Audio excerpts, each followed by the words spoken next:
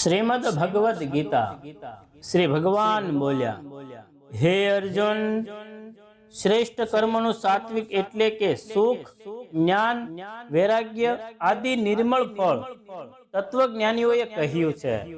જ્યારે રાજસ કર્મનું ફળ દુઃખ તથા તામસ કર્મનું ફળ અજ્ઞાન કહ્યું છે. સત્વ ગુણમાંથી જ્ઞાન જન્મે છે અને રજો ગુણમાંથી નિશંકપણે લોભ તથા તમો ગુણમાંથી પ્રમાદ અને મોહ જન્મે છે અને વળી અજ્ઞાન પણ જન્મે છે. સત્વ ગુણમાં સ્થિત માણસો સ્વર્ગ આદિ ઉચ્ચ લોકોને પામે છે.